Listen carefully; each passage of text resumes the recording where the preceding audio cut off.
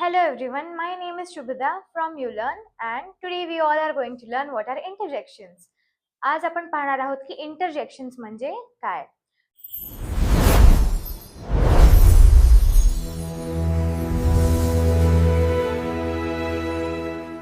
तुम्ही सर्वजण मूवी पाहायला जातच असाल तर तिथे कसं सस्पेन्स सीन आला की बॅकग्राऊंड म्युझिक चेंज होतं, रोमॅन्टिक सीन आला की पाठीमागे पियानो गिटार वाजायला लागतं.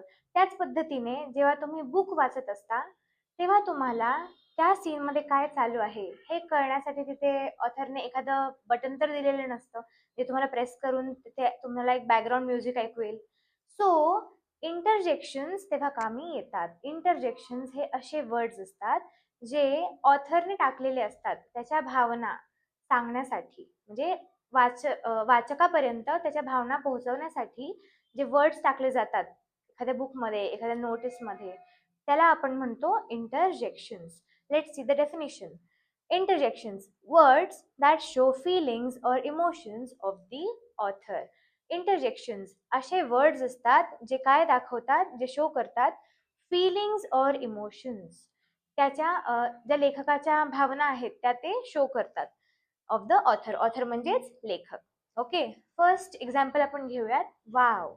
तर आता हे रीड करताना पण असं नुसतं वाव असं नाही करून चालणार, त्याला आपण फिलिंग नुसारच रीड करावं लागेल. जसं की वाव. ओके, आणि त्याच्या पुढे जर बघितलं तुम्ही नीट तर एक एक्सक्लेमेटरी मार्क ऍडेड आहे. तर इंटरजेक्शन्सच्या पुढे नेहमी एक्सक्लेमेशन मार्क हा येतोच, तुम्हाला टाकावा लागतो. So wow is used when you are experiencing surprise. तुम्हाला जेव्हा तुम्ही सरप्राईज होऊन जाता जेव्हा, तेव्हा तुम्ही वाव हा वर्ड यूज करू शकता. Let's see the example. Wow, such a beautiful painting. Okay, so yes when you are reading it, जेव्हा तुम्ही so yes when you are reading it, जेव्हा तुम्ही ते वाचत आहात तेव्हा तुम्हाला विथ इमोशन्सच बोलावं लागेल. जसं की wow such a beautiful painting. Wow किती सुंदर पेंटिंग आहे. Next is Bingo.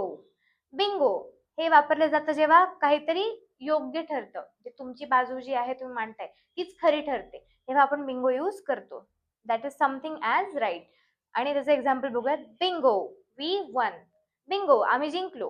आम्ही सांगितलं होतं तुम्हाला की आम्ही जिंकणार आहोत, त्याचा अर्थ असा होतो.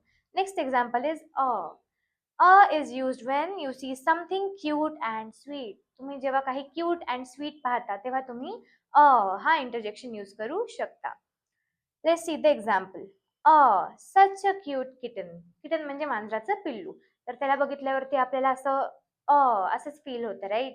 So these are some interjections that we took today.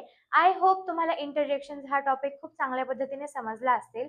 आणखी वेगळ्या प्रकारचे इंटरजेक्शन्स देखील असतात, जसं की इव, जे एखादी घाणेरडी गोष्ट समोर आल्यावरती आपण यूज करू शकतो. ओ, उप्स, आउच, आ, yippee, OMG. तर हे काही एक्झाम्पल्स आहेत इंटरजेक्शनचे. तुम्हाला हे आणखी डिटेलमध्ये शिकायचे असतील तर यू लर्न स्पोकन इंग्लिश क्लासेसला नक्की व्हिजिट करा. क्लासेसचा ॲड्रेस अँड अदर डिटेल्स मी डिस्क्रिप्शन बॉक्समध्ये दिलेले आहेत. Hope you enjoy today's session अँड आपण पुन्हा भेटूयात न्यू सेशनमध्ये. Thank you so much. बाय.